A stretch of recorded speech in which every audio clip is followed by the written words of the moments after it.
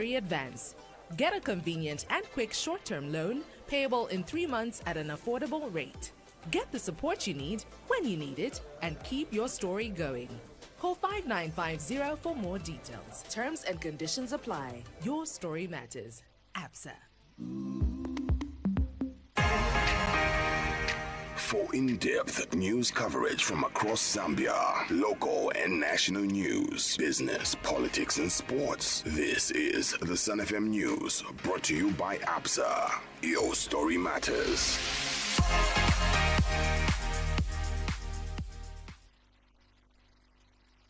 The news.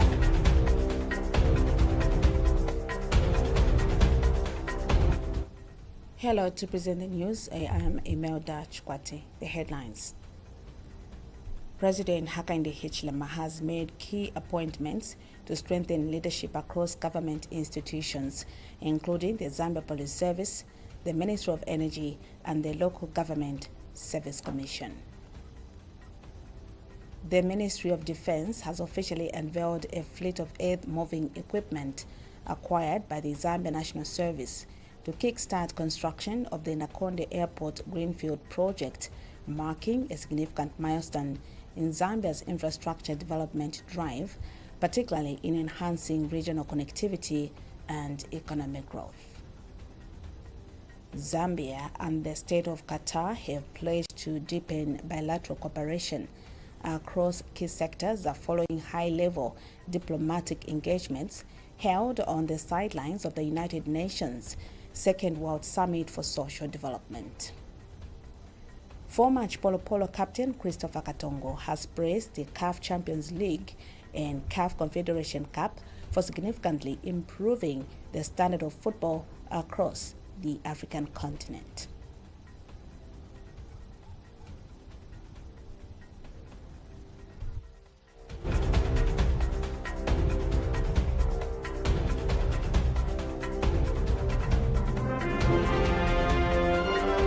The news. 88.5 Sun FM. President Hakainde Hichilema has made key appointments to strengthen leadership across government institutions, including the Zambia Police Service, the Ministry of Energy, and the Local Government Service Commission. The president has appointed Charity Munganga as Deputy Inspector General of Police for Administration and Fred Hamamba as Deputy Inspector General in charge of operations. He also swore in a new permanent secretary for the Ministry of Energy and appointed Lakson Kazabu, former Deputy Minister of Agriculture and Kitwe Mayor, as chairperson of the Local Government Service Commission. Speaking during the swearing-in ceremony at State House, President Hichilema urged the newly appointed officials to serve with diligence and uphold good conduct, emphasizing that integrity and teamwork are essential in delivering effective public service. The appointments reflect the government's ongoing efforts to enhance institutional capacity and ensure efficient service delivery across sectors. It's time to knock off. Work goes on. When it's needed, we must do the work. I must also say to you, this is a time to accept that serving the public, citizens, comes with responsibilities beyond the private life, beyond the roles you've been performing. I know. The eyes of the public are on you. They are on all of us. Good conduct is very important. Otherwise, we find ourselves in situations that we should never be found. I really don't want to say much today, because we are all mature people here. But Minister of Defense Ambrose Luigi Lofuma has officially unveiled earth-moving equipment acquired by the Zambia National Service, ZNS, for the construction of the Nakonde Airport. Over 71 million kwacha from local suppliers includes graders, tipper trucks, excavators, front-end loaders, compactors, low-bed trucks and fuel storage tanks.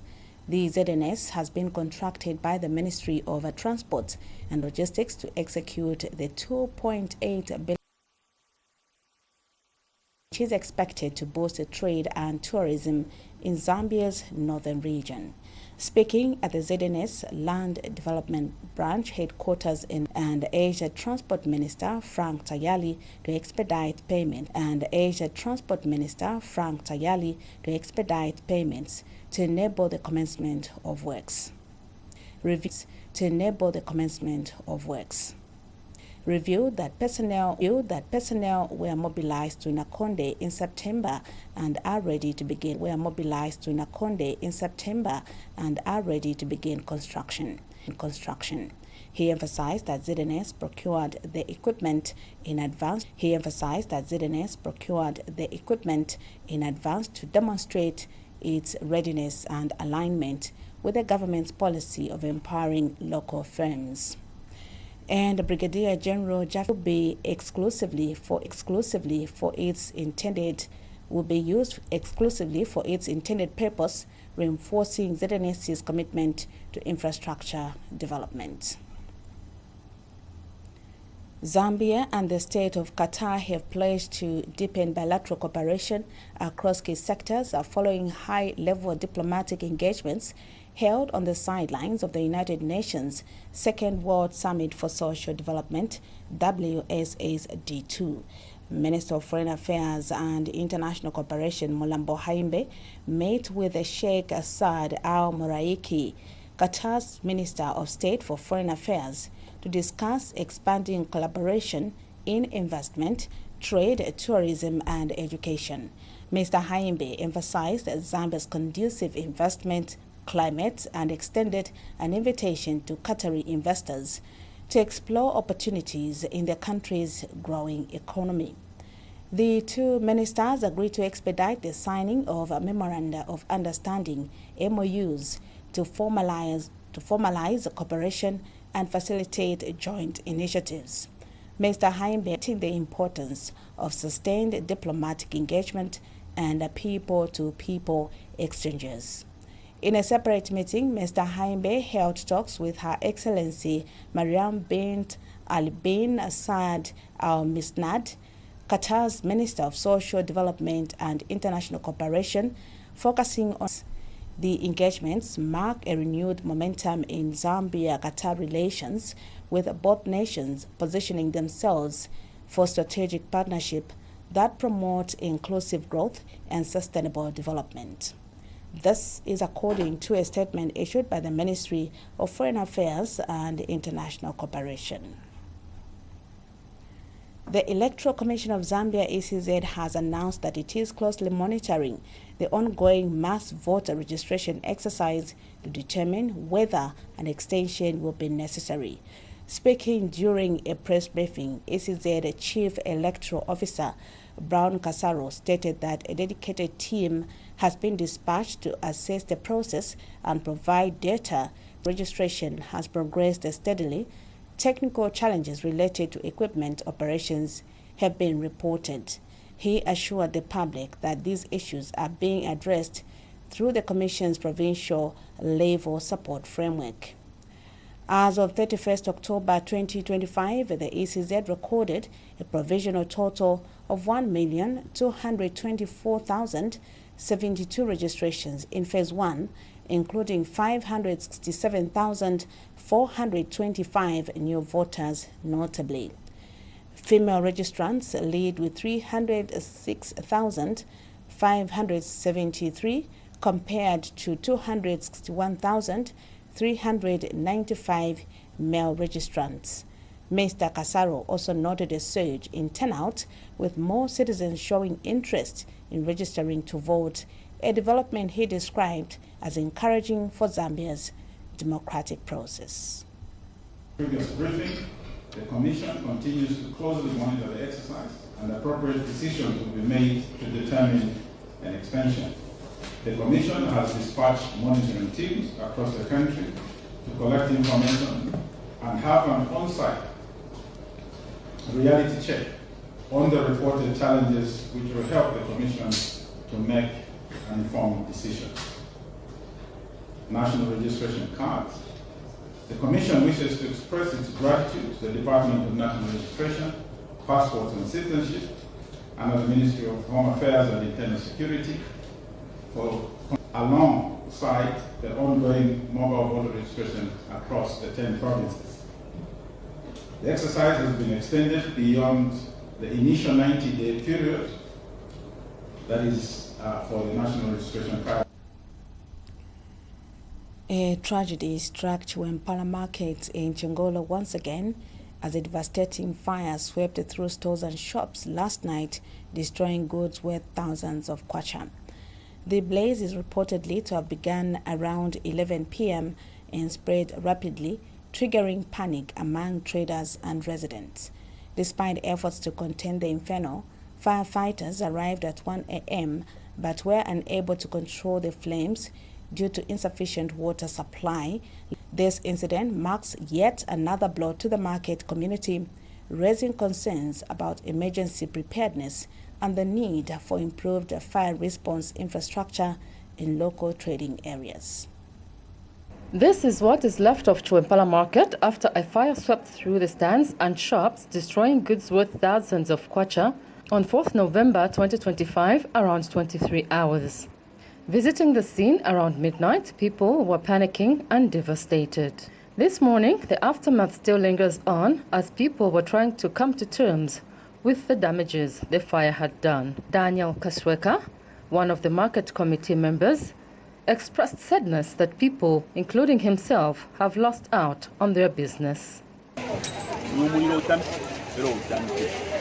Bafaya bachesha research batwafu kisa mkushimyo mundo bakirwa kana mumone fike abantu nati ya masa uzande ya kire ira kumona amalata bashama pensi bashefya plumbing fya malaiti yonse na fyangana mumona pano ndimwe pano ni pasho kupamiani pano na papia fyonse fyo kupira kumo fyonse. He appealed to governments that they come in and cushion the stress that has befallen the traders. Ya uteko ngabwamona fintu abantu balachula bantu batwalachula twalachula ero yimishita tulingira munishita ya mines yo twala ingira tumone ni troleke shenyi ngapachiwe Mpala Market. Other traders also expressed their sadness.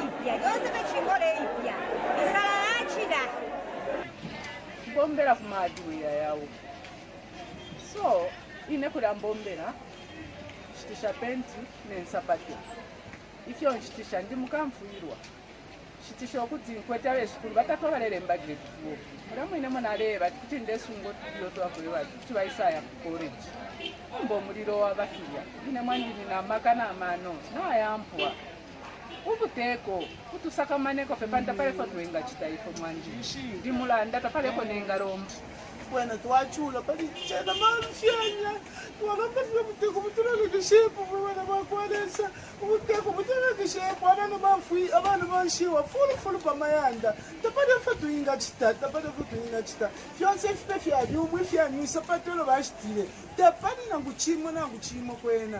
Tena tulamba fio muteko butu afweko. The Chingola Municipal Council fee paying ablution block and the 15,000-litre water tank was also not spared in the fire. Meanwhile, Chingola Constituency Member of Parliament Chipoka Mlenga has sympathized with the traders, urging everyone that would want to provide.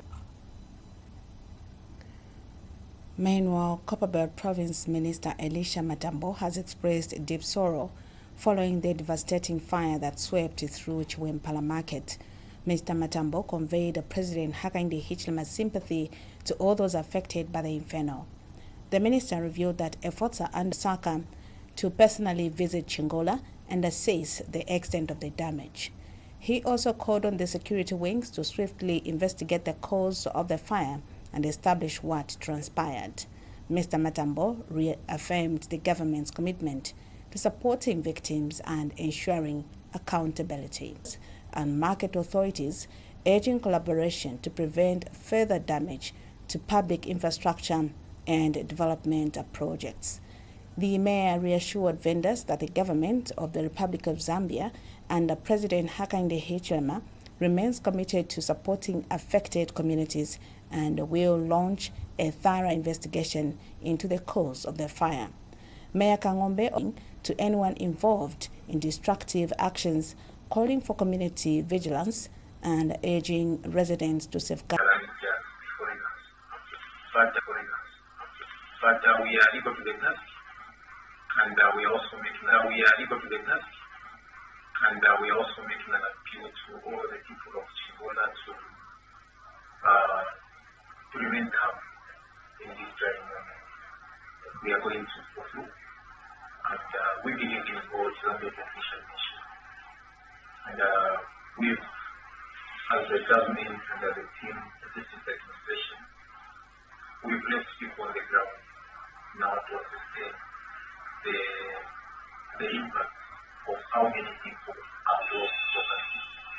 And so this is what they're doing. So more information. Ministry of Local Government and Rural Development Permanent Secretary across the country with a focus on areas vulnerable to flooding and climate-related risks. Speaking during an inspection of ongoing works, the minister emphasized that the upgrades are being implemented in phases with priority given to projects that offer immediate relief to communities in flood-prone zones. Mr. Pollen noted that the government is closely monitoring the quality and pace of construction, ensuring that infrastructure meets the required standards and timeliness. He urged local authorities, local communities to safeguard the infrastructure being built, stressing that public cooperation is essential to preserving investments and ensuring long-term sustainability.